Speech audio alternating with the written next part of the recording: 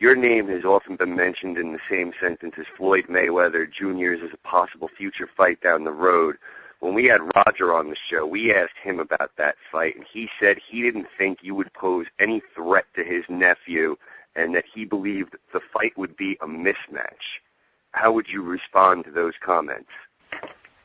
Well, yeah, at the moment, I wouldn't want to take that fight on now. I think another probably 2-3 fights. I want to get a little bit more experience and then move up to 147. First of all, I want to clean up the 140-pound division and then move up. You have to remember, I'm not going to jump into the deep end too quick. I want to fight someone like Floyd Mayweather when I know I'm ready. And I know if I did fight him, I will cause him a lot of problems because, he's never fought anyone with the speed, with the movement and the foot movement like mine. And I think I can cause him, a lot of problems. If I've got a good jab, which Floyd always has problems with.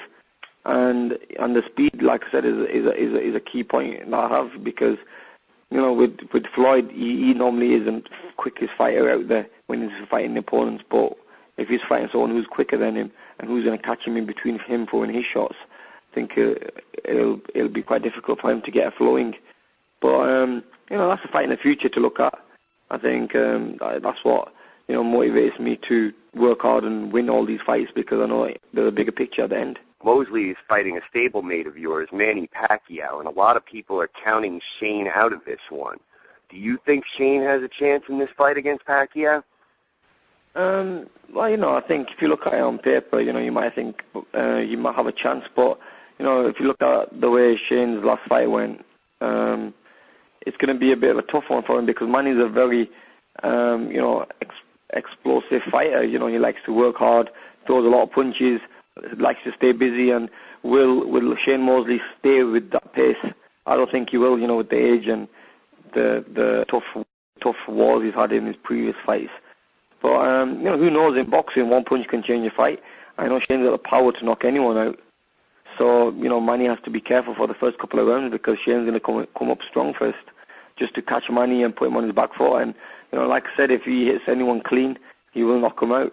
But, if it goes past maybe 5, 6 rounds, I think the fight's on Manny's side. What was the reason behind removing Alex Ariza from your camp and getting a new strength and conditioning coach? Well, we spoke to Freddie Rocha, and Freddie was happy for me to do that. A few things in the camp I wasn't happy about. And, now we working on someone. We work with a new guy called Michael Vale. I think Michael Vale brings something else to the table. Alex is good at what he does, but I really think there's always time to change and move on to something better. But yeah, like I said, there are a few things in the camp that I don't really want to go into, but I was not happy about it, and it was quite difficult, working together and everything. So now, things are going smooth, and I'm working with Michael.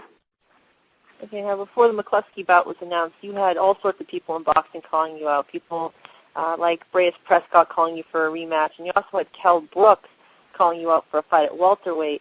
What do you think of both those opponents being possibly in the future? I think in the future, I think that could happen, I don't think Prescott was one to call me out. I think that was just rumors someone made up. But with Kell Brook, there's no point me moving up to 147 pounds and beating him and then getting comfortable at 147. I want to clean up the 140-pound division first, and then I can move up and beat the best. But I think that if I did box Kell Brook, I think that'll be a nice, easy fight because styles make fights, and that'll be a walkover really. But in the day, that's boxing for you. You're gonna get loads of fighters calling you out and stuff.